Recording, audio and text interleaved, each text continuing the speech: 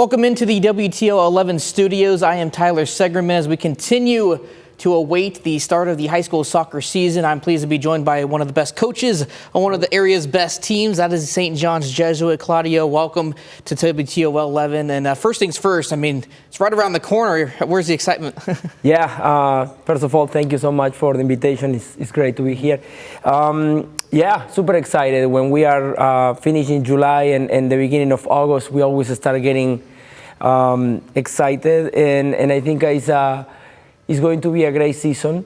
We've been preparing the entire summer for what is coming, and I cannot be more excited about this. It's great. Can you believe it? I mean, it's kind of already coming right now. It's crazy. I was talking with a couple of colleagues a couple of days ago, and I still remember in the last game of the season last year, and cannot believe that just been almost a year already, and we are ready to roll the ball again. So yeah, well, let's talk about that last game, because obviously you guys made all the way to the regional finals last year. It was an overtime, loss, 1-goal game against St. Ignatius. How much is that game still fueling these guys coming? I think it was a good lesson for us, but I think the most important thing, it was the idea that we can actually believe that we can achieve great things. Mm-hmm. I think that was the most important thing. St. Ignatius is arguably one of the best teams in the state of Ohio. Some of the people say one of the best teams in the entire nation. Mm-hmm. And going there with our team and fight till the last minute, getting that goal, and then going to overtime and losing by overtime, and then ended up they being the champions of the whole state. Is something that we're always going to remember. That was a great season. Yeah. And personally, was my first season as a head coach.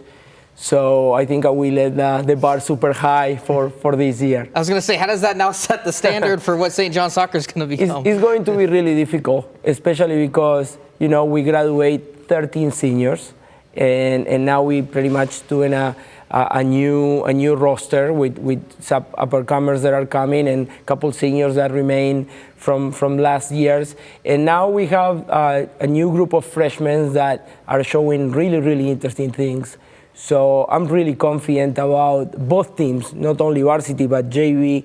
I pay a lot of attention to JV as well, not because I was a JV coach for many years, but at the same time it's because I truly believe that is the foundation of the future of the varsity program. So we are putting a lot of emphasis in those kids as well, and we're pretty confident about this season. Yeah, let's talk about some of the guys that we'll be seeing on varsity. Who are some names that people should be on the lookout for? Well, definitely Adam Cash. We already know him. He's been playing for the youth Toledo Villa as well. He's one of center defenders. He's been in varsity since freshman year. Charlie Case, also, he's going to be a junior, but he started as a freshman against Southview and scored a goal 2 years ago, and he's a very strong kid. And then we have a couple other younger kids that are really good, like Matthew Grothaus. He was one of the top scorers of the JV last year. He's the classic number 9, strong, skillful, with a lot of personality.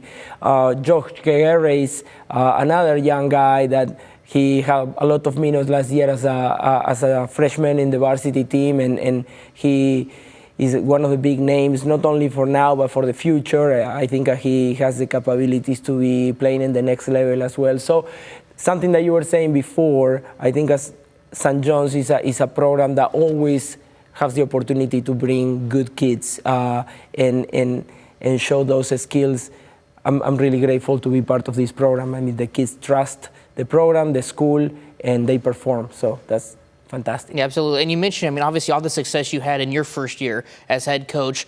How do you kind of take all of those memories and learn lessons as well, and kind of carry that over into year number 2? Well, I think one of the ideas in my coaching philosophy, if we can call it that way, is when I started working at St. John's as a head coach, because for 3 years I was an assistant coach in the varsity, and I was coaching JV as well. But last year I think I wanted to change 2 things. The number one thing that I wanted to change was start winning again, because we have a couple rough years in the past when in certain way our program lost credibility. You were talking about the area and it was, St. John's, it's okay, we can beat St. John's. And the idea, we need to change that mentality. We always were considered one of the strongest teams in the city, a team to be respected in the whole Northwest Ohio. And unfortunately, I think we were losing that a little bit. And last year, we bring it back, right? And I think the other thing I wanted to change is a little bit the internal culture about that believing that we can do, that we can go and play against those teams from Cleveland and those teams from Cincinnati, and we can compete and we can win. And everything comes from the idea of believing and from the idea of being committed to the cause of St. John's. That when you are wearing the jersey with the SJJ, you are representing the school. And that should be enough fuel in the engine to go and till the max, right? Till you cannot stop. And I think when we start believing in that mentality, and there is not just only words, but just the belief that we can do it, I think is when we start getting all those results. And I think that's the most important thing that personally as a coach, I want to keep working on my kids. You know, I'm from South America. Soccer is a very important part of my life.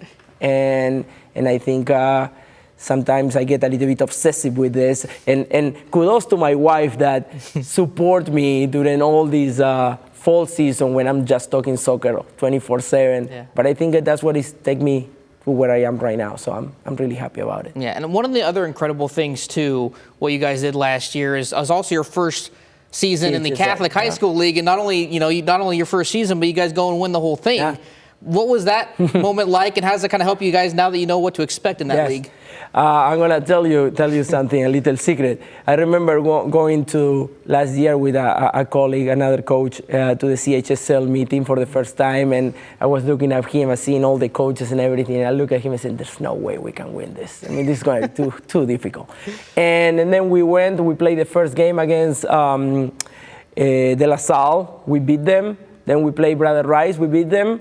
And then we play UD Jesuit, we beat them, and said, okay, let's keep going. And I think the most difficult game was, of course, San Francisco. But, you know, that game always going to be, doesn't matter if you have a better program that year or a better player, a better team.